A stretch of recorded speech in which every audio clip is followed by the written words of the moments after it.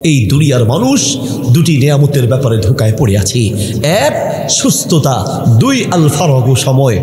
এক নম্বরে মানুষ যে সুস্থতার নিয়ামতে আছে, এই সুস্থতার কদর করে না। পৃথিবীর মানুষের জন্য কোটি কোটি টাকার বান্ডিলের চেয়ে, পৃথিবীর মানুষের জন্য কোটি কোটি টাকার সম্পদের চেয়ে, পৃথিবীর মানুষের জন্য সারা দুনিয়ার সম্পদের চেয়ে সুস্থতার নিয়ামতের দাম হাজার লক্ষ কোটি গুণ বেশি।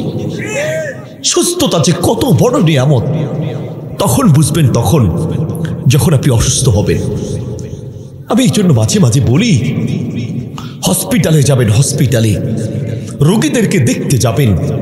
আপনাকে যখন নামাজের কথা বলে তখন আপনি বলেন, হুজুর আমি ব্যস্ত থাকি তো সময় পাই না, হুজুর আমি কামে কাছে থাকি তো সময় পাই না।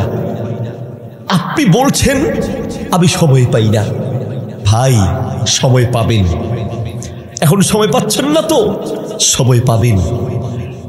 হসপিটালে গিয়ে দেখেন বহু মানুষ হাত পা ভেঙে বছরের পর বছর পড়ে আছে। বহু মানুষ ক্যান্সারের যন্ত্রণায় বছরের পর বছর হসপিটালের বিছানায় পড়ে আছে। আল্লাহ আপনাকে এখনো সুস্থ রেখেছেন, কি দিয়ে তার শুকরিয়া আদায় করবেন বলেন? আপনি সময় পান না। আপনি চাইলে এখনো দাঁড়িয়ে 2 রাকাত নামাজ সুন্দর করে পড়তে পারেন। আপনি চাইলে ঘন্টার পর ঘন্টা সেজদায় পড়ে আল্লাহর কাছে দোয়া করতে পারেন। কিন্তু হসপিটালে গেলে দেখবেন এমন অসংখ্য রোগী হসপিটালের বিছানায় ছটফট করছে, চাইলেও আল্লাহর সামনে সুন্দর করে একটা সেজদা দিতে পারবে না। এমন অসংখ্য ক্যান্সারের রোগী বছরের পর বছর হসপিটালের বিছানায় পড়ে আছে। এমন অসংখ্য হাত পা ভেঙে পঙ্গু হসপিটালে অসংখ্য রোগী আছে, যারা চাইলেও আল্লাহর সামনে দাঁড়িয়ে 2 রাকাত নামাজ পড়তে পারবে না। আল্লাহ আপনাকে এখনো সুস্থ রেখেছেন, কি শুকরিয়া আপনি আদায় করেছেন? কি শুকরিয়া? জীবনে একদিনও আপনার উপলব্ধি আসে নাই। নবী সাল্লাল্লাহু আলাইহি ওয়াসাল্লাম এবং সাহাবীগণ থেকে শুকরিয়ার নামাজের দৃষ্টান্ত পাওয়া যায়। নবী সাল্লাল্লাহু আলাইহি ওয়াসাল্লাম যখনই কোনো শুকরিয়ার কথা, নিয়ামতের কথা স্মরণ করতেন, খাররা সাজিদান, তিনি সেজদায় পড়ে যেতেন। সেজদায় নিয়ামতের কথা স্মরণ করে আল্লাহর নবী সেজদায় পড়ে যেতেন। আর আপনার জীবনে আপনি আল্লাহর এত নিয়ামত পেয়েছেন, কয়দিন আপনি একটা সেজদা দিয়েছেন? মালিক, তুমি আমাকে 2টি চোখ দিয়েছো, পৃথিবীর বহু মানুষকে চোখ দাও নাই। আমাকে 2টি কান দিয়েছো, পৃথিবীর বহু মানুষকে কান দাও নাই। আমাকে হাঁটার মতো তৌফিক দিয়েছো, পৃথিবীর বহু মানুষ হাঁটতে পারে না। আমাকে সোজা হয়ে দাঁড়ানোর তৌফিক দিয়েছো, পৃথিবীর বহু মানুষ সোজা হয়ে দাঁড়াতে পারে না। প্যারালাইজ আক্রান্ত হয়ে হসপিটালের বিছানায় পড়ে আছে, ঘরের বিছানায় পড়ে আছে। মালিক, তুমি আমাকে তৌফিক দিয়েছো। কয়দিন আপনি শুকরিয়ার সেজদা দিয়েছেন? জীবনে হয়তো একদিনও হয় নাই। বুঝবেন আপনি কত বড় নিয়ামতের মধ্যে আছেন। যেই দিন আপনার প্রস্রাব আটকে যাবে, সেই দিন বুঝবেন আপনি কত বড় নিয়ামতের মধ্যে আছেন। লূত আলাইহিস সালামের কওম, যাদের উপরে আল্লাহর গজব নাজিল হয়েছে এবং সেই গজবের স্থানগুলো এখন পর্যন্ত বিশ্বের মানুষের সামনে দৃষ্টান্ত হিসেবে রয়েছে। আজ বিভিন্ন মাধ্যমে সেই সমকামিতার এই শিক্ষা শিশুদের মাঝে পর্যন্ত ঢুকিয়ে দেওয়ার, এই বিষ ঢুকিয়ে দেওয়ার ষড়যন্ত্র চলছে। বিভিন্ন মাধ্যমে, বিভিন্ন পন্থায়, বিভিন্নভাবে আপনারা দেখছেন ট্রান্সজেন্ডারকে অনুমোদন দেয়া অথবা এটাকে প্রমোট করার জন্য। ট্রান্সজেন্ডার কি? আল্লাহ মাফ করুন, সোজা কথায় বললে যে একজন পুরুষ সে মেয়ে হয়ে থাকবে, একজন মেয়ে সে প্রয়োজন হলে তার স্বাধীনতা, সে পুরুষ সেজে থাকবে, পুরুষ পুরুষকে বিয়ে করবে, মেয়ে মেয়েকে বিয়ে করবে। নাউজুবিল্লাহ বলেন। এটা আমাদের কাছে বলাটা লজ্জাকর, কিন্তু কিছু মানুষের কাছে এই দাবি নিয়ে তারা মাঠে মাঠে অনলাইনে বিভিন্ন মাধ্যমে এই বিষ বিভিন্ন মাধ্যমে মুসলমানদের বাচ্চাদের ব্রেইনে পর্যন্ত ঢুকিয়ে দেওয়ার ষড়যন্ত্র চালাচ্ছে। প্রিয় ভাইয়ের আমার দাবি করছে, আপনারা ইন্টারনেটে দেখবেন অনেকের বক্তব্য আছে যে আমি মানুষ, আমার স্বাধীনতা, মনে চাইলে আমি পুরুষ হয়ে থাকব, মনে চাইলে আমি মহিলা হব, মনে চাইলে আমি মেয়েদের মতো সাজসজ্জা করব, মনে চাইলে আমি আমার শরীরকে অপারেশন করিয়ে মেয়ে হিসেবে নিজেকে উপস্থাপন করব, এটা আমার স্বাধীনতা। এটাও নাকি স্বাধীনতা? যদি এইভাবে স্বাধীনতা চলতে থাকে তাহলে চোর চোরের চুরির স্বাধীনতা চাইবে, ডাকাত ডাকাতের স্বাধীনতা চাইবে, ধর্ষণকারীরা ধর্ষণের স্বাধীনতা চাইবে। এগুলোকে স্বাধীনতা বলে না, এগুলোকে উচ্ছৃঙ্খলা বলে, এগুলোকে বেহায়াপনা বলে। এটা স্বাধীনতা নয় প্রিয় ভাইয়ের আমার। তাই আমাদেরকে সতর্ক থাকা উচিত। আমাদের সন্তানরা কোন দিকে যাচ্ছে, কি শিখছে, তাদের ব্রেইনে কোন বিষ ঢুকিয়ে দেওয়া হচ্ছে, আমাদের সতর্ক থাকা উচিত।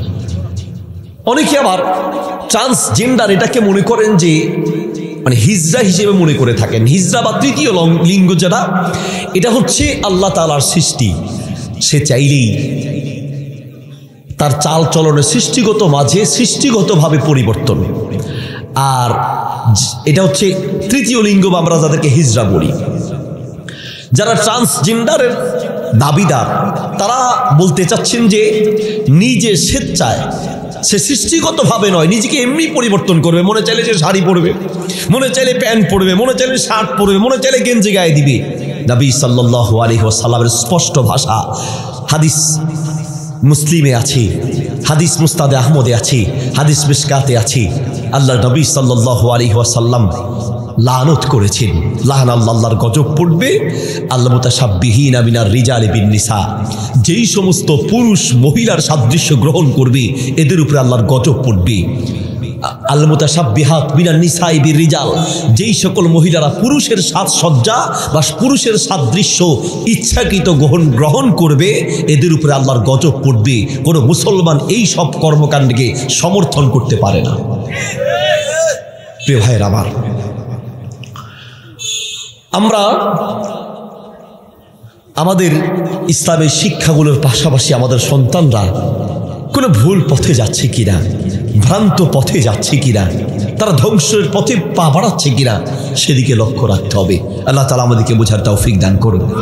আমি আপনাদের সম্মুখে যে বিষয় নিয়ে আলোচনা করতে চাচ্ছিলাম তা হচ্ছে একজন মুমিন বা মুসলিম হিসেবে আরেকজন মুমিন বা মুসলিমের উপরে 6টি হক রয়েছে।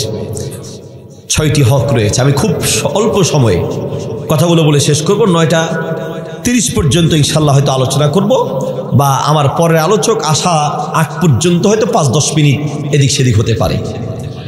যারা আয়োজক রয়েছেন তারা প্রস্তুত থাকবেন। 9:30 থেকে 9:40-এর মধ্যে আমি আলোচনা ছেড়ে দেব ইনশাল্লাহ। একজন মুমিন হিসেবে আরেকজন মুমিনের কিছু অধিকার, কিছু হক রয়েছে। নবী সাল্লাল্লাহু আলাইহি ওয়াসাল্লাম বলেন, লিল মুমিনি আলাল মুমিন সিত্তু খিসালিন। একজন মুমিনের জন্য আরেকজন মুমিনের উপরে 6টি হক রয়েছে। আরেক riwayate আছে হাক্কুল মুমিনি আলাল মুমিন। একজন মুমিনের উপরে আরেকজন মুমিনের 6টি হক, 6টি অধিকার রয়েছে। নাম্বার 1, ইয়াউদুহু ইদা মারিদা। যখন সে অসুস্থ হবে তাকে দেখতে যাওয়া। অসুস্থ হলে কোনো অসুস্থ ব্যক্তিকে দেখতে যাওয়া এটা যে একটা গুরুত্বপূর্ণ আমল, এবং অধিকাংশ আলেমের মতে অসুস্থ ব্যক্তির সেবা করা বা অসুস্থ ব্যক্তিকে দেখতে যাওয়া, খোঁজ খবর নেওয়া, সহযোগিতা করা, এই কাজটি ফরজে কেফায়া অনেক আলেমের মতে। কেন? যদি লোকটি অসুস্থ হয়, তিনি যদি সুপরামর্শ না পান, তিনি যদি সেবা শুশ্রূষা না পান, তাহলে তিনি মারা যেতে পারেন। তার সন্তানরাও তার খোঁজ দিল না, তার আত্মীয় স্বজনও তার খোঁজ দিল না। সে একজন মুমিন মুসলিম, আশেপাশের অন্য মুসলমানরাও যদি খোঁজ না নেয়, আর এইভাবে যদি লোকটা দুনিয়ার থেকে বিদায় হয়ে যায়, বড় কোনো বিপদগ্রস্ত হয়, তাহলে প্রত্যেকটা ব্যক্তিকে আল্লাহর সামনে আসামির কাঠগড়ায় দাঁড়াতে হবে সামর্থ্য অনুযায়ী। লিল মুমিনি আলাল মুমিনি সিত্তু খিসালিন ইয়াউদুহু ইদা মারিদা। কোন অসুস্থ ব্যক্তিকে দেখতে যাওয়া। নবী সাল্লাল্লাহু আলাইহি ওয়াসাল্লাম বলেন, মান ইয়াউদু মারিদান। যে ব্যক্তি কোন একজন অসুস্থ ব্যক্তিকে দেখার জন্য সকালবেলা বের হলো, রাসূল সাল্লাল্লাহু আলাইহি ওয়াসাল্লাম বলেন, কোন একজন অসুস্থ ব্যক্তিকে কেউ যদি তার খোঁজ খবর নেওয়ার জন্য সকালে বের হয়, সারা দিন ধরে 70,000 ফেরেশতা, আর এক রাওয়ায়াতে 70,000-এর একটি ব্যাখ্যা হলো অসংখ্য ফেরেশতা তার জন্য রহমতের দোয়া করতে থাকে। সন্ধ্যায় দেখলে সারা রাত ধরে ফেরেশতারা আপনার জন্য দোয়া করবেন। অসুস্থ ব্যক্তিকে দেখতে গেলে অনেকগুলো কাজ, অনেকগুলো উপকারিতা, অনেকগুলো ফজিলত আছে, কিন্তু আমার মতে সবচেয়ে বড় ফজিলত হলো আপনি যে আল্লাহর কি নিয়ামতের মধ্যে আছেন, অসুস্থ ব্যক্তিকে দেখতে গেলে বুঝবেন আল্লাহর কত দয়া আপনার উপরে আছে। কেউ যখন আমাদেরকে জিজ্ঞাসা করে, ভাই আপনি কেমন আছেন, আমরা অনেক সময় বলি, ভাই গরিবের খবর কে নেয়? আরে ভাই রে, আসি রে ভাই, কোন রকম দিনে চলি, রাতে ঘুমাই, চেয়ারে বসে টেবিলে খাই, এইভাবেই জীবন কাটাই, গরিবের খবর নেয় কি? মানে কেউ জিজ্ঞেস করার পরে সুন্নাহ হচ্ছে আপনি আল্লাহর শুকরিয়া আদায় করবেন, বলবেন আলহামদুলিল্লাহ আমি ভালো আছি। আলহামদুলিল্লাহ আপনার মুখ দিয়ে বের হয় না, আর বের হলেও কলিজার ভালোবাসা দিয়ে বের হয় না, কারণ আপনার উপলব্ধি নাই আপনি আল্লাহর কত বড় নিয়ামতের মধ্যে আছেন। সহিহ বুখারীতে হাদিস আছে, হাদিসটি তারগীব ওয়াত তারহিব কিতাবে আছে, হাদিসটি মিশকাতে আছে। নবী সাল্লাল্লাহু আলাইহি ওয়াসাল্লাম বলেন, নি'মাতানি মাগবুনুন ফীহিমা কাসীরুম মিনান নাস আস-সিহাত ওয়াল ফারাগ। এই দুনিয়ার মানুষ দুটি নিয়ামতের ব্যাপারে ধোঁকায় পড়ে আছে। এক, সুস্থতা, দুই আল ফারাগ, সময়। এক নম্বরে মানুষ যে সুস্থতার নিয়ামতে আছে, এই সুস্থতার কদর করে না। পৃথিবীর মানুষের জন্য কোটি কোটি টাকার বান্ডিলের চেয়ে, পৃথিবীর মানুষের জন্য কোটি কোটি টাকার সম্পদের চেয়ে, পৃথিবীর মানুষের জন্য সারা দুনিয়ার সম্পদের চেয়ে সুস্থতার নিয়ামতের দাম হাজার লক্ষ কোটি গুণ বেশি। সুস্থতা যে কত বড় নিয়ামত তখন বুঝবেন, তখন যখন আপনি অসুস্থ হবেন। আমি এই জন্য মাঝে মাঝে বলি, হসপিটালে যাবেন, হসপিটালে রোগীদেরকে দেখতে যাবেন, আপনাকে যখন নামাজের কথা বলে তখন আপনি বলেন, হুজুর আমি ব্যস্ত থাকি তো সময় পাই না, হুজুর আমি কামে কাছে থাকি তো সময় পাই না। আপনি বলছেন আমি সময় পাই না। ভাই সময় পাবেন, এখন সময় পাচ্ছেন না তো সময় পাবেন। হসপিটালে গিয়ে দেখেন বহু মানুষ হাত পা ভেঙে বছরের পর বছর পড়ে আছে, বহু মানুষ ক্যান্সারের যন্ত্রণায় বছরের পর বছর হসপিটালের বিছানায় পড়ে আছে। আল্লাহ আপনাকে এখনো সুস্থ রেখেছেন, কি দিয়ে তার শুকরিয়া আদায় করবেন বলেন?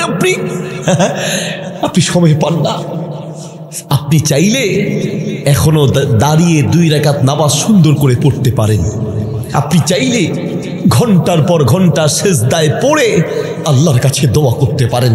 কিন্তু হসপিটালে গেলে দেখবেন এমন অসংখ্য রোগী হসপিটালের বিছানায় ছটপট করছে, চাইলেও আল্লাহর সামনে সুন্দর করে একটা সেজদা দিতে পারবে না। এমন অসংখ্য ক্যান্সারের রোগী বছরের পর বছর হসপিটালের বিছানায় পড়ে আছে। এমন অসংখ্য হাত পা ভেঙে পঙ্গু হসপিটালে অসংখ্য রোগী আছে, যারা চাইলেও আল্লাহর সামনে দাঁড়িয়ে 2 রাকাত নামাজ পড়তে পারবে না। আল্লাহ আপনাকে এখনো সুস্থ রেখেছেন, কি শুকরিয়া আপনি আদায় করেছেন, কি শুকরিয়া? জীবনে একদিনও আপনার উপলব্ধি আসে নাই। নবী সাল্লাল্লাহু আলাইহি ওয়াসাল্লাম এবং সাহাবীগণ থেকে শুকরিয়ার নামাজের দৃষ্টান্ত পাওয়া যায়। নবী সাল্লাল্লাহু আলাইহি ওয়াসাল্লাম যখনই কোনো শুকরিয়ার কথা, নিয়ামতের কথা স্মরণ করতেন, খাররা সাজিদান, তিনি সেজদায় পড়ে যেতেন। সেজদায় নিয়ামতের কথা স্মরণ করে আল্লাহর নবী সেজদায় পড়ে যেতেন। আর আপনার জীবনে আপনি আল্লাহর এত নিয়ামত পেয়েছেন, কয়দিন আপনি একটা সেজদা দিয়েছেন? মালিক তুমি আমাকে 2টি চোখ দিয়েছো, পৃথিবীর বহু মানুষকে চোখ দাও নাই। আমাকে 2টি কান দিয়েছো, পৃথিবীর বহু মানুষকে কান দাও নাই। আমাকে হাঁটার মতো তৌফিক দিয়েছো, পৃথিবীর বহু মানুষ হাঁটতে পারে না। আমাকে সোজা হয়ে দাঁড়ানোর তৌফিক দিয়েছো, পৃথিবীর বহু মানুষ সোজা হয়ে দাঁড়াতে পারে না। প্যারালাইজ আক্রান্ত হয়ে হসপিটালের বিছানায় পড়ে আছে, ঘরের বিছানায় পড়ে আছে। মালিক তুমি আমাকে তৌফিক দিয়েছো। কয়দিন আপনি শুকরিয়ার সেজদা দিয়েছেন? জীবনে হয়তো একদিনও হয় নাই। বুঝবেন আপনি কত বড় নিয়ামতের মধ্যে আছেন। যেই দিন আপনার প্রস্রাব আটকে যাবে সেই দিন বুঝবেন আপনি কত বড় নিয়ামতের মধ্যে আছেন। আমাকে অনেক আগে এক লোক প্রশ্ন করেছে, হুজুর আমরা ভালো কাজ করার পরে আলহামদুলিল্লাহ বলি, বলতে হয় এটা বুঝলাম, কিন্তু বাথরুমে গেলাম, বাথরুম থেকে বের হয়েও নাকি আলহামদুলিল্লাহ বলতে হয়, হুজুর এটা কেন? আমি বললাম, বাথরুম থেকে বের হয়েও আলহামদুলিল্লাহ বলতে হয়, সেটা ওই দিন বুঝবেন যেই দিন কোনো কারণে প্রস্রাব পায়খানা আটকে যাবে, সেই দিন বুঝবেন। কথা বলেন, সেই দিন বুঝবেন। ভাইয়ের, আবার সুস্থতার নিয়ামতের চেয়ে বড় নিয়ামত নাই। সুস্থতার নিয়ামতের চেয়ে বড় কোনো নিয়ামত নাই। আপনার লক্ষ কোটি টাকার নিয়ামতের চেয়েও সুস্থতার নিয়ামত অনেক বেশি দাবি, অনেক বেশি দাবি। নবী সাল্লাল্লাহু আলাইহি ওয়াসাল্লাম বলেন, কোন অসুস্থ বিপদগ্রস্ত কোন রোগীকে দেখতে গেলে তার ওই অসুস্থতা বিপদগ্রস্ত অবস্থায় দেখে একটা ছোট্ট দোয়া পড়ো, ছোট্ট দোয়া। ওই ছোট্ট দোয়াটি পড়লে যেই রোগীকে আপনি দেখতে গিয়েছেন, যে বিপদগ্রস্ত মানুষকে দেখেছেন, ওই রোগীর ওই রোগ এবং বিপদ থেকে স্বয়ং আল্লাহ আপনাকে হেফাজত করবেন। সুবহানাল্লাহ বলেন। আমরা অনেক সময় বিভিন্ন রোগীকে দেখে অট্ট হাসি দেই, অনেক সময় কথা বলতে পারে না, মুখে কথা আটকে যায়, তাদেরকে নিয়ে আমরা হাসাহাসি করি, বিশেষ করে আমাদের ছেলেরা, যুবকেরা। অনেক সময় চোখে কম দেখে, তাকে নিয়ে হাসাহাসি করি, কানে কম শুনে, তাকে নিয়ে হাসাহাসি করি। যেই আল্লাহ আপনাকে কানের শ্রবণ শক্তি দিয়েছেন, ওই আল্লাহ চাইলে কানের শ্রবণ শক্তি ছিনিয়ে নিতে পারেন। যেই আল্লাহ আপনাকে চোখ দিয়েছেন, ওই আল্লাহ চাইলে আবার চোখের দৃষ্টি ছিনিয়ে নিতে পারেন। যেই আল্লাহ আপনাকে কথা বলার তৌফিক দিয়েছেন, ওই আল্লাহ চাইলে আবার যে কোনো মুহূর্তে আপনার কণ্ঠ স্তব্ধ করে দিতে পারেন। মনে রাখবেন, আরেকজনের বিপদ দেখে হাসাহাসি করলে ওই বিপদের চেয়ে কঠিন বিপদে আল্লাহ আপনাকে ফেলতে পারেন। এই জন্য একজন মুসলমানের জন্য আরেকজন মুসলমানের কোনো শারীরিক ক্ষত, কোনো রোগ, অসুস্থতা, বিপদ নিয়ে তামাশা করা নিষেধ, তুচ্ছ তাচ্ছিল্য করা নিষেধ, মজাক করা নিষেধ। নবী সাল্লাল্লাহু আলাইহি ওয়াসাল্লামের কাছে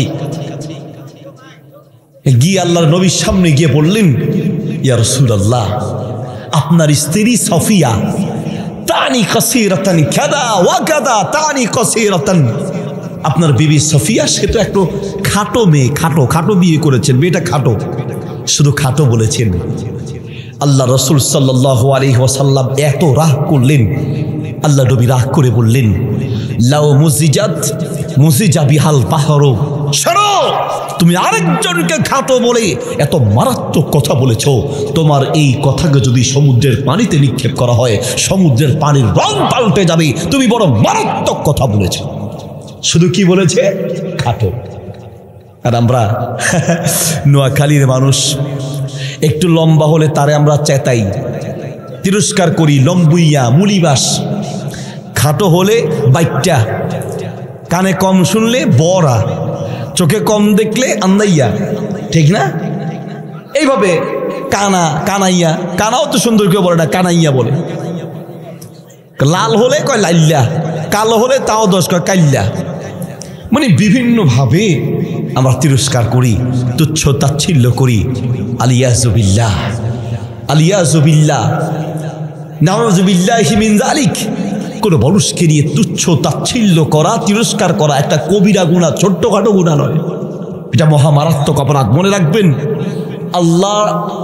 আল্লাহর সাথে সম্পৃক্ত পাপের জন্য আল্লাহর কাছে ক্ষমা চাইলে মাফ পাওয়া যায়, কিন্তু মানুষের সাথে সম্পৃক্ত পাপের জন্য শুধু আল্লাহর কাছে ক্ষমা চাইলেই ক্ষমা পাওয়া যাবে না, বরং যার সাথে অন্যায় করেছেন তার কাছে গিয়ে ক্ষমা চাইতে হবে। অর্থাৎ কাউকে তুচ্ছ তাচ্ছিল্য করে, অপমান করে তার কলিজায় কষ্ট দিয়েছেন, যতক্ষণ না পর্যন্ত এই লোক থেকে আপনি ক্ষমা নেবেন, ততক্ষণ স্বয়ং আল্লাহ আপনাকে ক্ষমা করবে না। বেয়াদবি মাফ করবেন, আমাদের বর্তমান তরুণ যুবকদের একটা ফ্যাশন হয়ে দাঁড়িয়েছে, একটা কালচার হয়ে দাঁড়িয়েছে, একটা ট্রেন্ড চালু হয়েছে অপমান, অন্যকে নিয়ে তিরস্কার করা। কয়েকজন মিলে তিরস্কার, তুচ্ছ তাচ্ছিল্য, হাসাহাসি করে। হ্যাঁ, আমাদের ফের নোয়াখালী ভাষা হাতে কথায় কথায় ব্যাটকায়, বলেন এরকম। মানে একেবারে কারণ নাই। এরপর একজন নিয়ে মানে তার এটা অভ্যাস, এবং তার দেখা দেখি অন্য বন্ধুরা এরকম তৈরি হয়েছে, বাপের দেখা দেখি ছেলেরাও তৈরি হয়েছে। বিভিন্নভাবে আমরা তুচ্ছ তাচ্ছিল্য করছি। আমার মনে আছে ঢাকাতে একবার আপনার লোকাল এক বাসে উঠেছিলাম, লোকাল বাসে, অনেক আগের কথা। তো উঠার পরে কন্ট্রাক্টর যারা, তারা টাকা কালেকশন করে না, টাকা কালেকশন করতে করতেই তো এক লোকের কাছে 2 বার টাকা চেয়েছে, ভাই ভাড়াটা দেন। এখন যে কন্ট্রাক্টর সে তো মানে অনেকের কাছ থেকে টাকা কালেকশন করে, চেহারা হয়তো মনে নাই, একবারের জায়গায় 2 বার চাইলো কেন? অপমান কাকে বলে? ওই লোক এই কন্ট্রাক্টরকে বলছে, এ বেড়া মদ খাইছোস না ইয়াবা খাইছোস, মাথা কি ঠিক আছে? হ্যাঁ, মানে যা মুখে দিয়ে আসছে, পাগলের গোষ্ঠী কোথাকার, ফাজিল কোথাকার, বেকুব কোথাকার, তোরে টাকা কয়বার দিব বেড়া? একবার দিছি না? আচ্ছা বলেন, এত কথা বলতে পারলো, এত কথা না বলে তাকে একবার বললেই তো হইতো ভাই টাকা দিছি, হতো না? কিন্তু না, এক কথায় জবাব না দিয়ে তার 14 রঙের কথা বলে তাকে অপমান করছে। নবী সাল্লাল্লাহু আলাইহি ওয়াসাল্লাম বলেন, সহিহ মুসলিমে হাদিসটি আছে, হাদিসটি মুসনাদে আহমদে আছে, হাদিসটি মিশকাতে আছে। আল্লাহর নবী বলেন, কুল্লুল মুসলিমি আলাল মুসলিমি হারামুন দামুহু ওয়া মালুহু ওয়া ইরদুহু। কোন মুসলমানকে রক্তাক্ত করা যেমন হারাম, কোন মুসলমানকে তার মাল অন্যায়ভাবে খাওয়া যেমন হারাম, কোন মুসলমানের সম্মান নষ্ট করাও তেমন কিয়ামত পর্যন্ত হারাম। সবার আপনি নষ্ট করতে পারেন, এটা আল্লাহ তাকে সম্মান দিয়েছে। কাউকে অপমানিত করা এটাও হারাম। প্রিয় ভাইয়ের, আবার শুধু অপমান করেছে আপনি করেন নাই, অন্য কেউ অপমান করছে, আপনি খালি তেল মেরেছেন। তেল তেল মারা বুঝেননি? গ্রামের মানুষ তো ভালো করে বুঝবেন, তেল মারে। কিছু মানুষ আছে গীবত করে, অপমান করে, আর কিছু মানুষ সে গীবত করে না, অপমান করে না, তবে খালি তেল মারে। হ্যাঁ হ্যাঁ হ্যাঁ, ঠিক কইছেন আপনি। বুঝে না বুঝে ঠিক, এই ঠিক বললে কি হবে? একটা পান খাওয়া যাবে। মানে যে বলতেছে তার লগে যদি একটু তাল দেয়, অন্তত একটা পান তো হবে, একটা চা তো হবে। চা দোকানে বসছে, ব্যাস একটা চা বা একটা পরোটা, একটা না একটা ব্যবস্থা তো হবে। এক লোক অনেক আগে শুনলাম এক গল্প, বিকেলবেলা নিজের স্ত্রী বলেছি, আমি বাপের বাড়িতে যাব, কয়টা টাকা আমাকে ধার দাও, কয়টা টাকা আমাকে দাও, আমি বাবার বাড়ি থেকে বেরিয়ে আসি, মানে বেড়াতে যাব। তো বলছে, আমার পকেটে কোনো টাকা নেই, তোমাকে দেওয়ার মতো কোনো টাকা নেই, খালি বাপের বাড়ি, খালি বাপের বাড়ি। হ্যাঁ, এত বাপের বাড়ি কিসের? আগামী মাসে দেওয়া, টাকা নেই। এই কথা বলে বউয়ের সাথে ঝগড়া করে চলে গেলেন হোটেলে, মানে বাজারে গেলেন। রাতের 12টায় বাড়িতে আসলেন। 12টার পরে বাড়িতে আসার পরে বউয়ের তো এমনি মাথা গরম, বাপের বাড়িতে যাইতে দেয় নেই। দ্বিতীয়ত আরো রাতে দেরি করে আসছে, ভাত খাও তারপরে তোমার সাথে কথা আছে, ভাত বাড়া আছে, ভাত নিয়ে খাও, পরে কথা বলবো। তো জামাই বলতেছে যে ভাত খাবো না, আমি নাস্তা করে আসছি। নাস্তা করছো মানে কি খাইছো? মোটামুটি 12-13টা পরোটা আর 12-13টা চা খাইছি। তাই নাকি? তুমি আমারে বিকালে বলছো পকেটে টাকা নাই, ভাড়া দিতে পারো না, আমি বাপের বাড়িতে যাইতে পারিনি, আর এখন তুমি এতগুলো পরোটার সাজে খাইছো, টাকা কোথায় পাইছো? কোথায় পাইছো? আজকে তোমার একদিন কি আমার কয়েকদিন, খবর আছে তোমার? কোথায় পাইছো টাকা? তো জামাই বলতেছে, দেখ, বুদ্ধি থাকলে শ্বশুর বাড়িতে জামাই থাকা লাগে না, মানে ঘর জামাই থাকা লাগে না। আমি খাইছি ঠিক আছে, কিন্তু একটাও আমার পকেটের টাকা দিয়ে খাই নেই, মানুষের পকেটের টাকা দিয়ে খাইছি। কেমনে খাইছো? মানুষের পকেট, মানুষ কি তোমার নিয়ে টাকা নিয়ে ঘুরে তোমাকে খাওয়াবে? কয় না, বুদ্ধি থাকলে মানুষের পকেটের টাকা দিয়ে খাওয়া যায়। কেমনে? আমি চা দোকানে বসছি, যখনই দেখছি এই পক্ষের মানে এই দলের কোনো চেয়ারম্যান আসছে, তার সামনে বিরোধী দলের চেয়ারম্যানের কতক্ষণ বদনাম করছি, কয়ে একটা চার পরোটা লাগা। আবার যখন দেখছি ওই পক্ষের কেউ আসে, তখন এই পক্ষের বিরুদ্ধে যখন বলছি, কয় দেরি নেই, একটা চার পরোটা লাগা। এমনি এমনি যতগুলো নেতারে পাইছি প্রত্যেকের সামনে তার বিরোধী দলের গুলারে বাস দিছি আর চার পরোটা খাইছি। পরোটা খাইছে না হারাম খাইছে? প্রিয় ভাইয়ের আমার, যদিও এটা গল্প, কিন্তু আসলে আমাদের সমাজের এটাই বাস্তবতা। কিছু মানুষ মানুষের বদনাম করে বেড়ায়, আর তার সাথে কিছু মানুষ তেল দিয়ে বেড়ায়, ঠিক কিনা? তেলবাজের সংখ্যা বেড়ে গেছে, তেলবাজের সংখ্যা বেড়ে গিয়েছে। প্রিয় ভাইয়ের আবার বলতে চাচ্ছিলাম, নবী সাল্লাল্লাহু আলাইহি ওয়াসাল্লাম বলেন, কোন ব্যক্তির অপমান করা হচ্ছে, আপনি অপমান করেন নাই, আপনি বলবেন যে না আমি তো অপমান করি নাই। কি করছেন? শুধু সাপোর্ট করেছেন। আল্লাহর নবী বলেন, কারো অপমানে, কারো গীবত করা হচ্ছে, কাউকে তিরস্কার করা হচ্ছে, আর আপনি শুধু এই ক্ষেত্রে সাপোর্ট দিয়েছেন। ইয়াফদাহু ফি বাইতিহি, এমন ব্যক্তিকে আল্লাহ তার ঘরে রেখে অপমান করে দুনিয়ার থেকে বিদায় করবে। আপনি আরেকজনের অপমানে খালি সহযোগিতা করেছেন।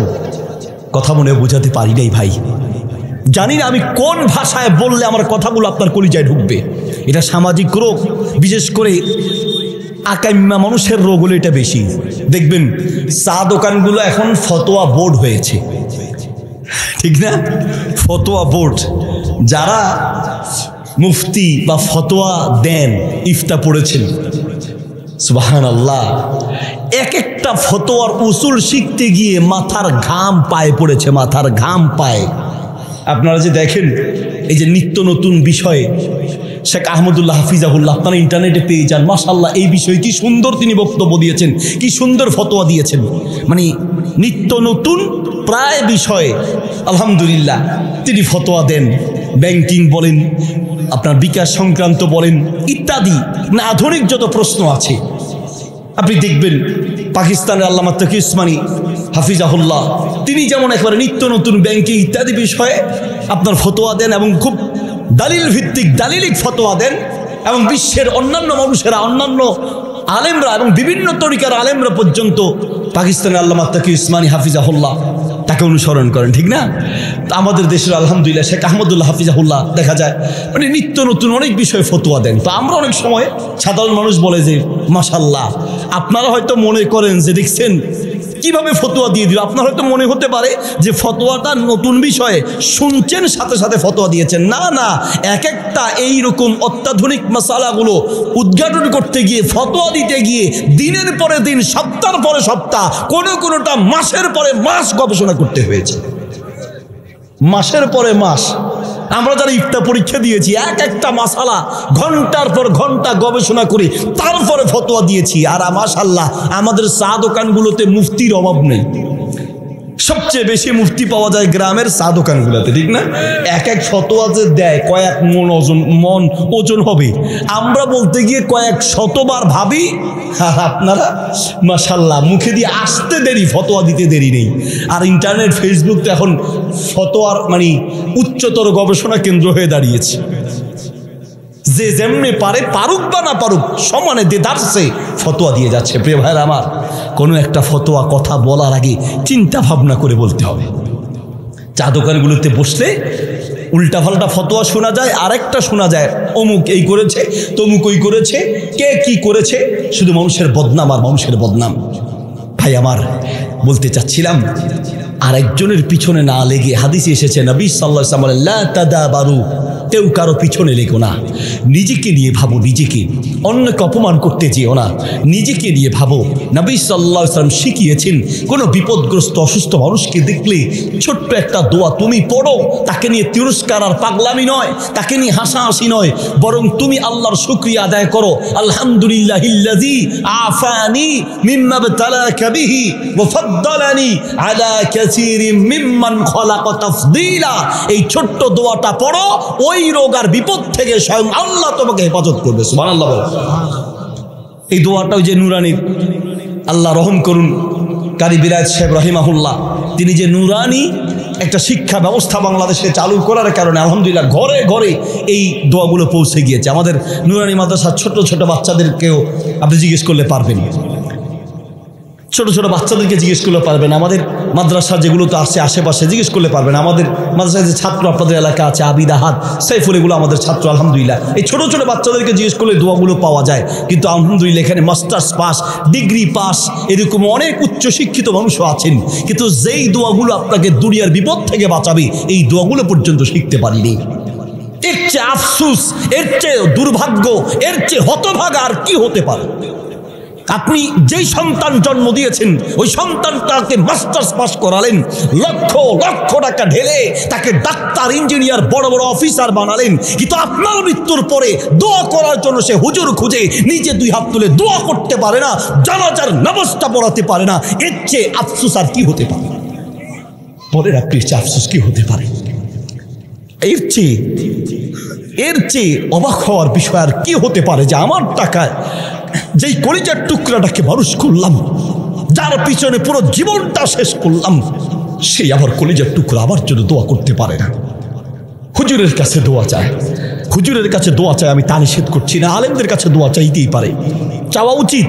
কিন্তু আমি বলতে চাই আপনার বাবার জন্য আপনার দোয়ার দাম আমার মতো লক্ষ হুজুরের চেয়ে আপনার দোয়ার দাম আল্লাহর কাছে লক্ষ কোটি গুণ বেশি। আপনি যখন দোয়া করার জন্য 2 হাত তুলবেন, আপনার চোখের পানি চলে আসবে। আমার বাবা আমার জন্য কষ্ট করেছেন। প্রিয় ভাইয়ের আমার, কোন অসুস্থ রোগী বিপদগ্রস্ত ব্যক্তিকে দেখলে ছোট্ট দোয়াটি পড়বেন, তাহলে ওই বিপদ আর রোগ থেকে আল্লাহ হেফাজত করবেন। আলহামদুলিল্লাহিল্লাযী আফানি মিম্মা ইবতালাকা বিহি ওয়া ফাদ্দালানি আলা কাসীরিন মিম্মান খালাকা তাফদীলা। যার অর্থ, আল্লাহ আমি তোমার শুকরিয়া আদায় করছি, রোগীটাকে দেখতে এসেছি, এই রোগীর মতো রোগ আল্লাহ আমাকে দাও নাই। ক্যান্সারের রোগীকে দেখতে গিয়েছেন, মালিক এর চেয়ে বড় শুকরিয়ার কি হতে পারে যে তুমি আমাকে ক্যান্সার দাও নাই। হার্টের রোগী ব্রেন স্ট্রোক করেছে, হার্ট স্ট্রোক করেছে, মালিক তুমি আমাকে এখনো সুস্থ রেখেছ। আল্লাহ শুকরিয়া আদায় করা। ইয়াউদুহু ইদা মারিদা, অসুস্থ হলে অসুস্থ ব্যক্তিকে দেখতে যাওয়া। অসুস্থ ব্যক্তিকে দেখতে গিয়ে রাসূল সাল্লাল্লাহু আলাইহি ওয়াসাল্লামের কিছু সুন্নাহ আছে। 1 নম্বর সুন্নাহ, নিজেই দোয়াটি পড়া।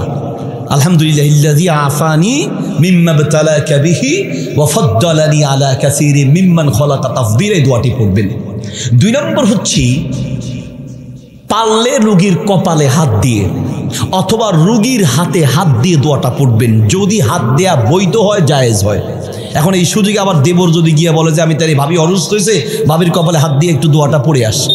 দুলাভাই যদি বলে যে হুজুরে বলছে কপালে হাত দিয়ে দোয়া করতে, তাহলে আমার খালাতো বোন মামাতো বোন অসুস্থ হয়েছে, এই সুযোগ, কপালে হাত দিয়ে দোয়াটা পড়ে আসি।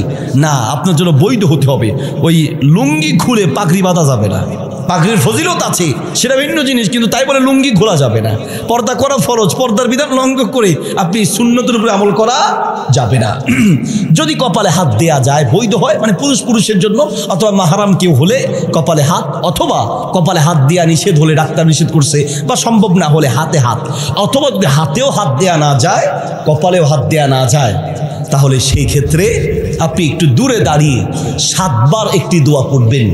আসআলুল্লাহাল আযীম রব্বাল আরশিল আযীম আন ইয়াশফিয়াক, আসআলুল্লাহাল আযীম রব্বাল আরশিল আযীম আন ইয়াশফিয়াক।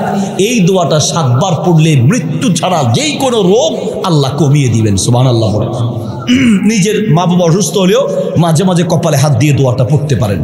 নিজের সন্তান অসুস্থ হয়েছে, এই দোয়াটা পড়তে পারেন। তাহলে 1 নম্বর নিজে আলহামদুলিল্লাহিল্লাযী আফানি মিম্মা ইবতালাকা বিহি ওয়া ফাদ্দালানি আলা কাসীরিন মিম্মান খালাকা তাফদীলা, এটি পড়বেন। আর রোগীর কপালে বা হাতে হাত দিয়ে দ্বিতীয় দোয়া যেটি বললাম সেটি পড়বেন। 3 নম্বর হচ্ছে রোগীকে সান্ত্বনা দিবেন।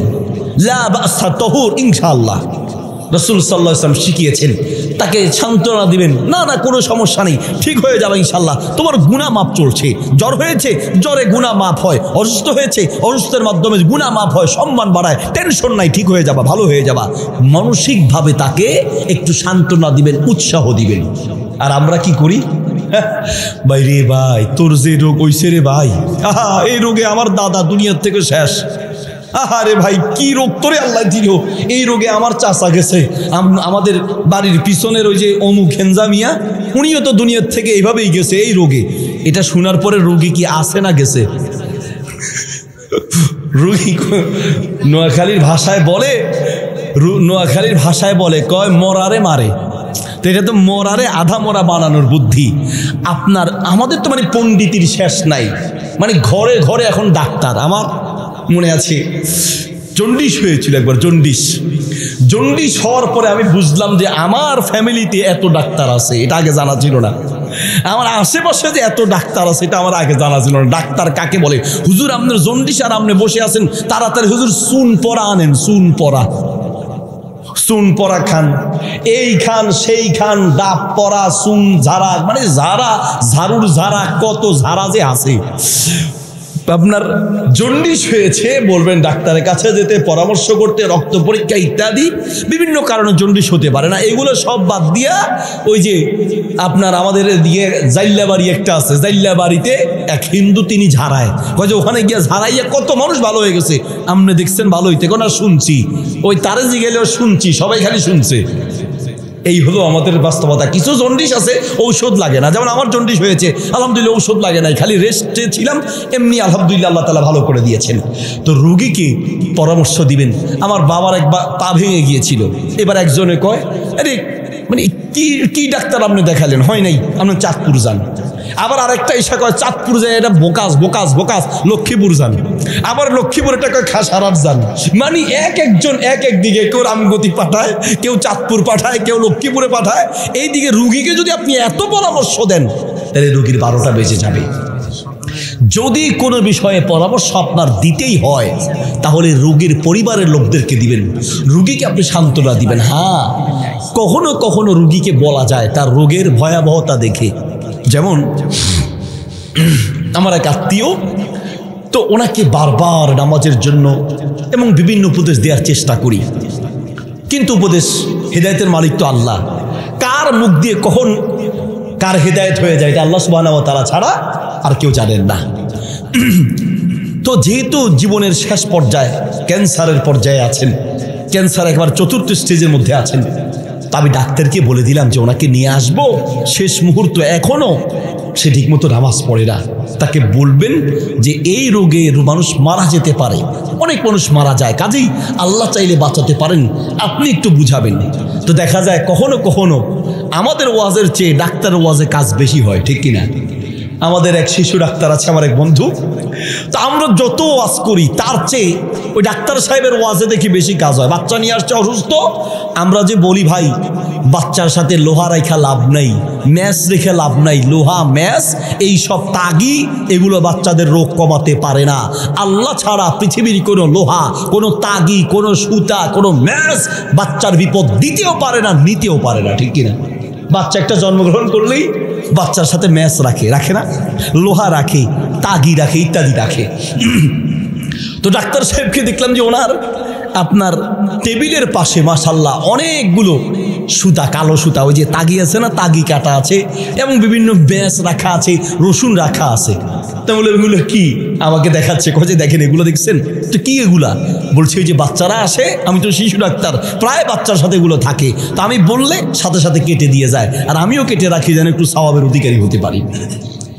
তো এইরকম তো রুগীকে মাকে বলে দেয় যে দেখেন আমরা ওষুধ লিখে দিয়েছি, সাথে একটা দোয়ার বই দিয়ে দেয়, দোয়ার একটা বই দিয়ে যায়, কিছু দোয়া দিয়ে দেয় যে আমরা যা দিয়েছি তার চেয়ে বেশি কাজ হবে, দোয়াগুলো নিয়মিত পড়বেন, সকাল সন্ধ্যা পড়ে ঝাড়ফুঁক করবেন এবং বাচ্চাকে সামনে রেখে দোয়াগুলো পড়বেন। এইরকম রোগী যদি এই অবস্থায় হয় তাকে তওবা করানোর জন্য, ইবাদত মুখী করার জন্য বলা যেতে পারে, অন্যথায় রোগীকে অহেতুক ভয় ভীতি সঞ্চার করা যাবে না। অনেক সময় একটা কথা আছে গ্রাম্য ভাষায় যে বনের বাঘে মরে নাই, মনের বাঘে মারা গেছে, আছে না? বনের বাঘ মনের বাঘ, মানে মনের ভয়ে অনেক মানুষ এমনি অসুস্থ হয়ে যায়। এই জন্য রাসূলের সুন্নাহ হচ্ছে স্বাভাবিক অবস্থায় রোগীকে উৎসাহ দিতে হবে, লাভ আশা তহুর, ইনশাআল্লাহ টেনশন নাই, ঠিক হয়ে যাবে, অসুবিধা নেই। প্রিয় ভাইয়ের আমার, রোগীকে দেখতে যাওয়ার পরে আরেকটি কাজ হলো, সম্ভব হলে যেই রোগীকে দেখতে গিয়েছেন সেই রোগীকে উপদেশ দিবেন, তার জন্য দোয়া করবেন এবং তাকে উপদেশ দেওয়ার চেষ্টা করবেন ভালো কিছু করার জন্য। আমি সংক্ষিপ্ত আকারে শেষ করছি আমার আলোচনা শেষ পর্যায়ে। ভাই পরের আলোচনা আসছেন, হুজুরকে আসছেন, কোথায় আছে? মাশাআল্লাহ, আমার পরে আলোচনা কে করবে? বই নেই, তা এইভাবে বললে তো হবে না ভাই, আমি তো আলোচনা ছেড়ে দিব, আমি চলে যাব। কে আছে বসান, কাকে বসাবেন বসান, ওই তো হবে না আমার।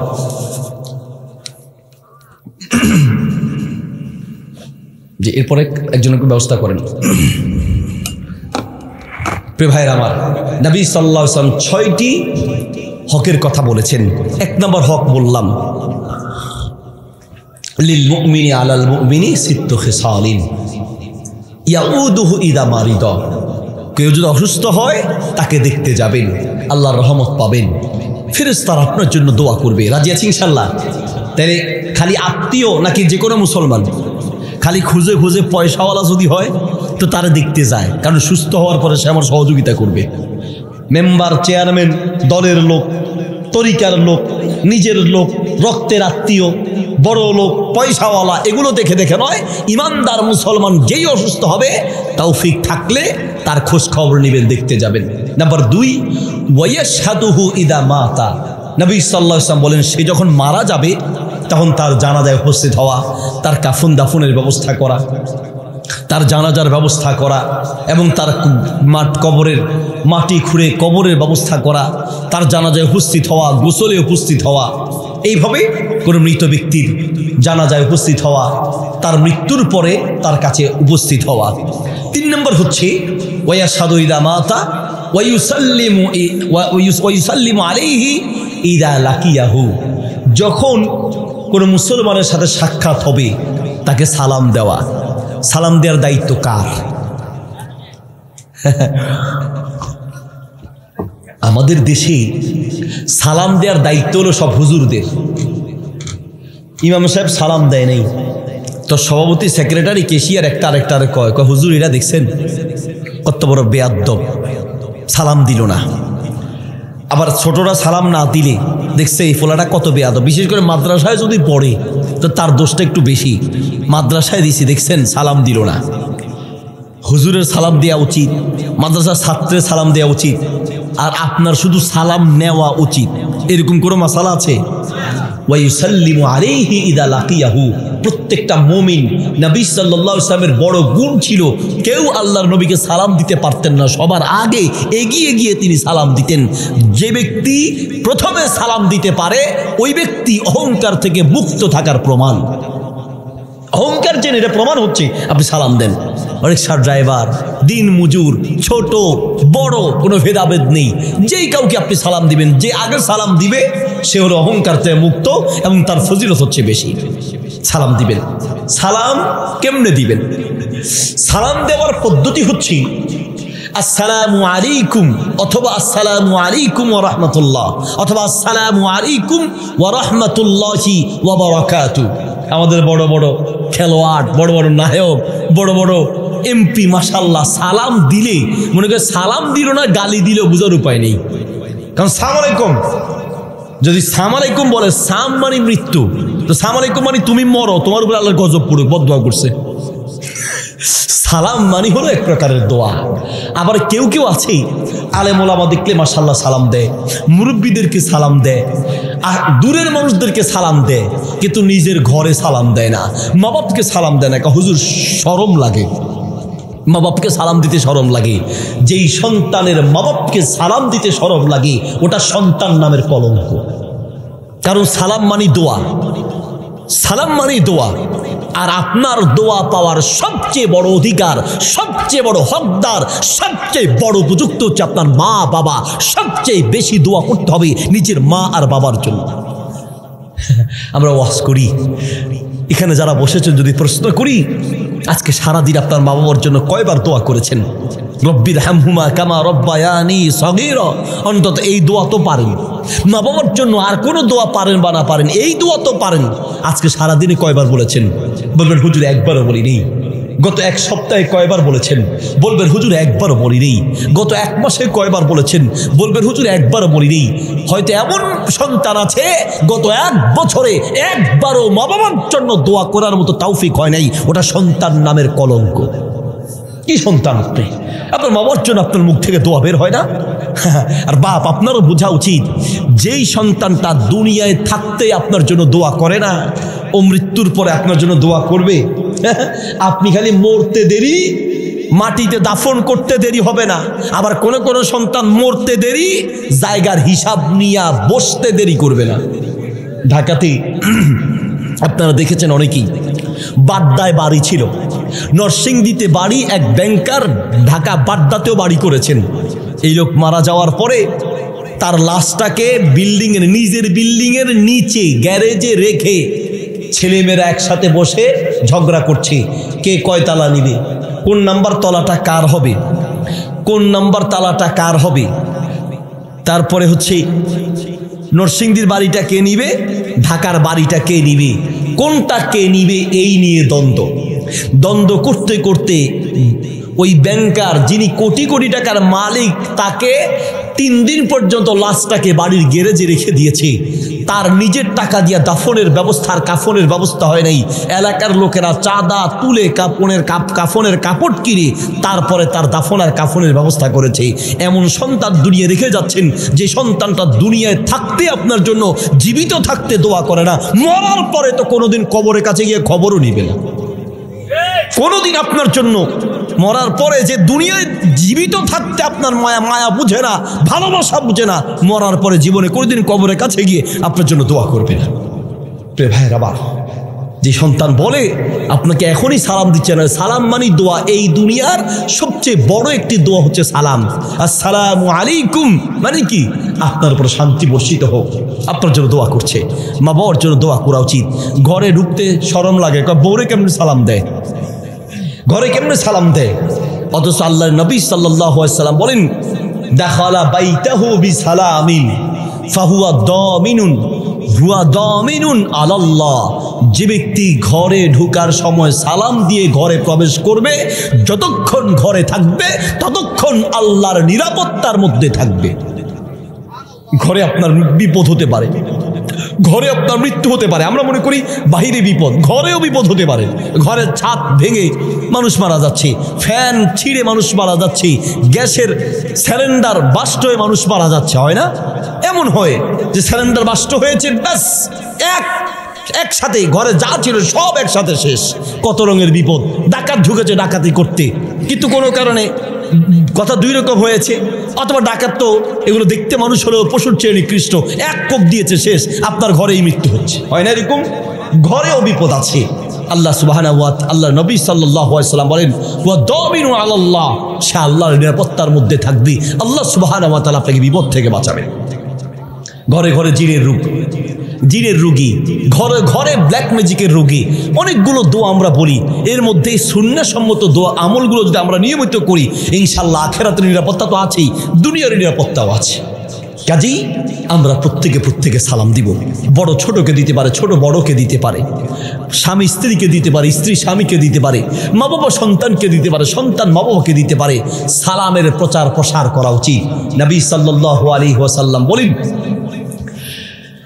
4টি গুণ যার মাঝে থাকবে ওই ব্যক্তি নিরাপদে আল্লাহর জান্নাতের মেহমান হয়ে যাবে। সুবহানাল্লাহ বলেন। 4টি গুণ থাকতে হবে। 4টি গুণ যার মাঝে থাকবে ওই ব্যক্তি নিরাপদে আল্লাহর জান্নাতের মেহমান হবে। এর মধ্যে একটি গুণ হচ্ছে আতইমিত তাআম, মানুষকে খাওয়াও। খালি একা খায়ও না। চা দোকানে গেছে, তৌফিক আছে তো তুমি খাও, তো তোমার পাশের বন্ধুকে বলো না, নিজে খাইতেছো তো খাইতেছেই, একেবারে খালতো ভাই, মামাতো ভাই, নিজের ভাই, আপনজন, দোস্ত একটা চা খাও না, বরং উল্টা খাইলেও ওই মানি ব্যাগটা খালি করে টাকা ভিতরের পকেটে ঢুকায়া মানি ব্যাগ দেখায়, কয় দোস্ত আমার টাকাটা নাই, বিলটা তুই দিয়ে দে। আছে না? মানে নিজে খাবে, আনিস দেনিস নাই, আনিস আছি দেনিস নাই। আমরা মানে শুধু নিজেরা খাওয়ার চিন্তা করি না। আতিমুত আম, মানুষকে খাওয়াও। মেহমান আসলে মেহমানকে খাওয়াও। মেহমানকে মেহমানদারি করা এবং মেহমান দেখলে খুশি হওয়া, এটা হচ্ছে ইমানের আলামত। একজন মুসলিমের ইমানের আলামত হচ্ছে আপনি মেহমান দেখলে আপনি খুশি হবেন। নবী সাল্লাল্লাহু আলাইহি ওয়াসাল্লাম বলেন, মান কানা ইউমিনু বিল্লাহি ওয়াল ইয়াউমিল আখির ফালইউকরিম দাইফা। যে ব্যক্তি আখিরাতে বিশ্বাস করে, আল্লাহর উপর ঈমান আনে, সে যেন মেহমানকে সম্মান করে। তার মানে মেহমানকে মেহমানদারি করা। নবী সাল্লাল্লাহু আলাইহি ওয়াসাল্লাম এবং সাহাবীগণ মানুষকে খাওয়াতে পারলেই খুশি। সুবহানাল্লাহ। আল্লাহ নবীর কাছে একজন সাহাবী আসলেন, ইয়া রাসূলুল্লাহ, আমি খুব ক্ষুধার্ত, ক্ষুধা পেয়েছি, খাবার খাওয়া দরকার। আল্লাহ নবী সাল্লাল্লাহু আলাইহি ওয়াসাল্লাম আরসালা ইলা নিসাইহি, একজন ব্যক্তিকে বললেন, যাও আমার বিবির কাছে যাও, কার কাছে কি খাবার আছে মেহমানের জন্য নিয়ে আসো। সকল বিবির কাছে ঘুরে ঘুরে এসে আল্লাহ রসুলকে বলল, ইয়া রাসূলুল্লাহ, মেহমানকে খাওয়াবে দূরে থাক, আপনাকে খাওয়াবে সে খাবারটুকুন আপনার কোনো একজন স্ত্রীর ঘরে জমা নাই, মেহমানকে দিবে দূরে থাক। নিজেদের জন্যই নাই, মেহমানকে কোত্থেকে দিবে? নবী সাল্লাল্লাহু আলাইহি ওয়াসাল্লাম ওই মেহমানকে নিয়ে মসজিদে দাঁড়িয়ে বললেন, মান ইউদাইয়িফু হাদাল লাইলা, কে আজ আছো আমার এই মেহমানদারি দায়িত্ব নিবে। একজন সাহাবী দাঁড়িয়ে বললেন, আনা উদাইয়িফুহু ইয়া রাসূলুল্লাহ, আমি দায়িত্ব নিব। আমি আনসারী সাহাবী বলছে, আমি দায়িত্ব নিলাম ইয়া রাসূলুল্লাহ। রাসূল সাল্লাল্লাহু আলাইহি ওয়াসাল্লাম বললেন, ঠিক আছে নিয়ে যাও। তার দায়িত্বে দিয়ে দিলেন। এরপরে যখন সে নিয়ে বাড়িতে গেলেন, বিবিকে বললেন, বিবি মেহমান নিয়ে এসেছি। বিবি বলল, কি করলেন আপনি? মেহমানকে যে খাওয়াবেন, আরে আপনার জন্য তো খানা নাই, তবে অল্প একটু খাবার আছে, যে খাবারটুকুন বাচ্চাদের জন্য রেখেছি। সাহাবী বললেন, শোনো বিবি, হাদা দাইফু রাসূলিল্লাহ, এটা আল্লাহ রসুলের মেহমান, আর মেহমানকে তো সম্মান বেশি করা উচিত। মেহমানকে তো সম্মান বেশি করা উচিত।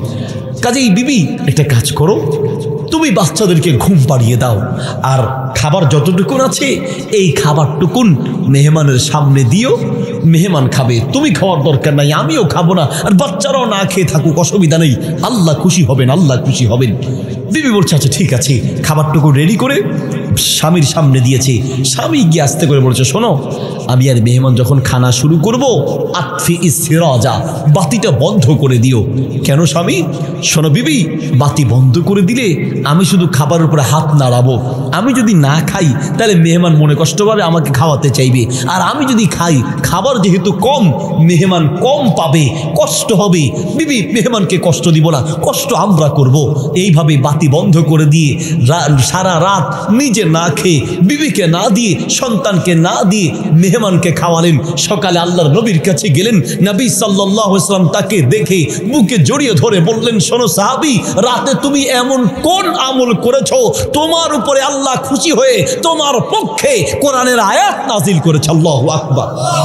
ওয়া ইউসিরুনা আলা আনফুসিহিম, যারা ঈমানদার তাকওয়াবান, তারা নিজের চেয়ে অন্য মানুষকে প্রাধান্য দেয়, অন্যকে খাওয়ায়, নিজে পাক বা না পাক। আমরা মেহমান দেখলে আমাদের মুখ বাংলার পাঁচের মতো হয়ে যায়। আমাদের অনেক বিবি আছে আলহামদুলিল্লাহ, মেহমান দেখলে খুশি, তবে কিছু বিবি আছে মেহমান হলেই খুশি, সেটা যেই পক্ষের হবে হোক। আর কিছু স্ত্রী আছে নিজের বাপের বাড়ির মেহমান হইলে চেহারা ফকফক করে, আর জামাই মানে স্বামীর যদি আত্মীয় স্বজন কোনো মেহমান হয় তো আগের দিন জ্বর শুরু হয়, পরের দিন সকালে কোমর ব্যথা, আর দুপুর থেকে মাথা ব্যথা শুরু হয়, ঠিক না? নিজের দুলাভাই আসবে, নিজের খালাতো ভাই, মামাতো ভাই, নিজের খালা খালু, নিজের আত্মীয় আসবে, এক সপ্তাহ আগে আপনাকে লিস্টি তৈরি করে দিবে, ফ্রিজ ভর্তি খাবার এক সপ্তাহ আগ থেকে রেডি করা শুরু। আর আপনার ভাই, আপনার বোন, আপনার নিজের আত্মীয় হবে, তো বহু স্ত্রী আছে মাশাআল্লাহ আগের দিন থেকে তার জ্বর শুরু হয়ে যায়, আছে কি নেই? সবাই কিন্তু আবার এমন নয়, এমনও আছে আলহামদুলিল্লাহ যে আপনি নিজের ভাই বোনকে যেরকম সম্মান করে আপনার ভাই বোনকেও তেমনই সম্মান করে। আবার অনেক স্ত্রী এমনও আছে যে আপনি হয়তো চান না আপনার আত্মীয় স্বজন আসুক, কিন্তু সে জোর করে আনায়, এমনও আছে, কিন্তু সংখ্যায় খুবই কম। আতিমত আম, মানুষকে খাওয়ানো, মানুষকে খাওয়াবো। আতিবুল কালাম, তিবুল কালাম, আতিবিল কালাম, মানুষের সাথে সুন্দর ভাষায় কথা বলা। তো মানুষের সাথে সুন্দর ভাষায় কথা বলতে হবে। কথা বলার সময় এমনভাবে কথা বলতে হবে যেন মানুষের মনে কষ্ট না যায়। নবী সাল্লাল্লাহু আলাইহি ওয়াসাল্লামের ব্যাপারে একজন ইতিহাসবিদ বলছেন, আল্লাহর নবী সাল্লাল্লাহু আলাইহি ওয়াসাল্লামের সাথে কোনো মুশরিক অমুসলিমও যদি জীবনে একবার কথা বলতেন, আল্লাহর নবীকে ভুলতে পারতেন না। এত মায়া, এত ভালোবাসা দিয়ে তিনি কথা বলতেন। সুবহানাল্লাহ বলেন। আল্লাহর নবীকে ভুলতে পারতেন না, এত মায়া, এত আন্তরিকতা, এত সুন্দর করে কথা বলতেন। সুবহানাল্লাহ বলেন। আর আপনার আমার কথা একবার শুনলে দ্বিতীয়বার আর কেউ কাছে আসতে চায় না। সুন্দর ভাষায় কথা বলতে পারা, নিজের ভাষাকে সুন্দর করতে পারা, মৃদু ভাষায় কথা বলতে পারা, এটা আল্লাহ সুবহানাহু ওয়া তাআলার নিয়ামত।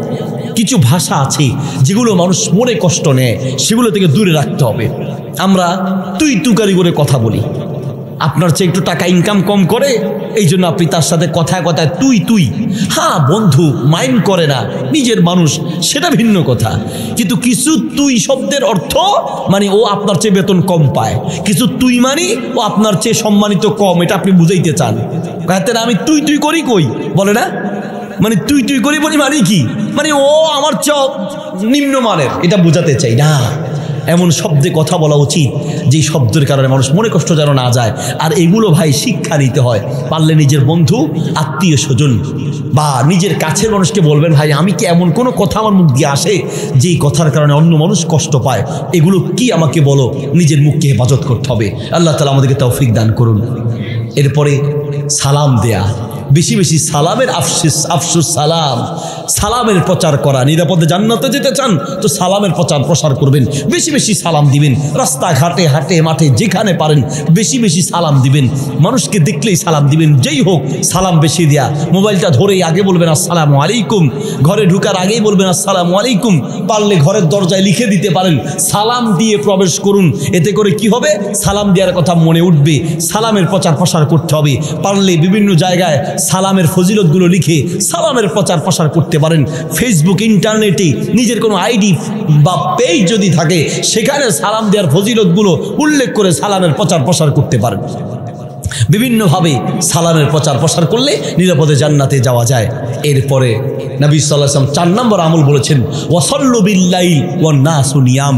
মানুষ যখন ঘুমিয়ে যায় তখন নামাজে দাঁড়িয়ে যাও, তার মানে তাহাজ্জুদের নামাজ নিয়মিত পড়ো। তাদখুলুল জান্নাতা বিসালাম, তাহলে নিরাপদে আল্লাহর জান্নাতের মেহমান হতে পারবে। 3টি গুণের কথা বলেছি, 3টি হকের কথা বলেছি। এক, মানুষ অসুস্থ হলে তাকে দেখতে যাওয়া, মুসলমান হলেও দেখতে যাওয়া উচিত, অমুসলিম হলেও দেখতে যাওয়া উচিত। নবী সাল্লাল্লাহু আলাইহি ওয়াসাল্লাম তার ইহুদি গোলাম অসুস্থ হয়েছে, তাকে দেখতে গিয়েছেন। নাম্বার 2 নম্বর হলো মারা গেলে তার জানাজায় উপস্থিত হওয়া, তার কাছে যাওয়া, তার কাফন দাফনের ব্যবস্থায় চেষ্টা করা এবং উপস্থিত হওয়া। নাম্বার 3 নম্বর হচ্ছে সালামের প্রচার প্রসার করা। নাম্বার 4 ওয়ায়ুজিবুহু ইদা দাহু, কেউ যদি আপনাকে দাওয়াত দেয় তাহলে সেই দাওয়াত গ্রহণ করা। তৌফিক থাকলে হালাল দাওয়াত যদি হয় এবং হারাম মুক্ত দাওয়াত যদি হয় তাহলে সেই দাওয়াত গ্রহণ করা। নাম্বার 5 ওয়ায়ুসাম্মিতুহু ইদা আতিসা, যখন ইদা আতিসা বা আতসা, যখন কেউ হাসি দিবে সে হাসির জবাব দেয়া। কেউ হাসি দিলে আলহামদুলিল্লাহ বললে আপনি কি বলবেন, ইয়ারহামুকাল্লাহ। আর আবার কেউ ইয়ারহামুকাল্লাহ বললে তার জবাবে আপনি বলবেন ইয়াহদিকুমুল্লাহ ওয়া ইউসলিহ বালাকুম, কমপক্ষে ইয়াহদিকুমুল্লাহ, হাসির জবাব দেয়া। 6 নম্বর গুণ হচ্ছে বা 6 নম্বর হক হচ্ছে 5 নম্বর হক হচ্ছে আপনার হাসির জবাব দেয়া। 6 নম্বর হক হচ্ছে ওয়ায়ুনসাহু লাহু ইদা গাবা, যখন কেউ না থাকবে, থাকুক না থাকুক সর্ব অবস্থায় অপর মুসলমানের কল্যাণকামী হওয়া, তার কল্যাণকামী হবেন, তার জন্য যতদূর সম্ভব তার উপকার করার চেষ্টা করবেন। আল্লাহ তাআলা আমাদেরকে তৌফিক দান করুন। আল্লাহ তাআলা আমাদেরকে তৌফিক দান করুন। জাযাকুমুল্লাহ খায়র, বারাকাল্লাহু ফীকুম, হাইয়াকুমুল্লাহ। আরও আলোচক রয়েছেন, কথা বলবেন, আপনারা শেষ পর্যন্ত থাকবেন। আল্লাহ তাআলা আপনাকে তৌফিক দান করুন। ভাইয়েরা আমার,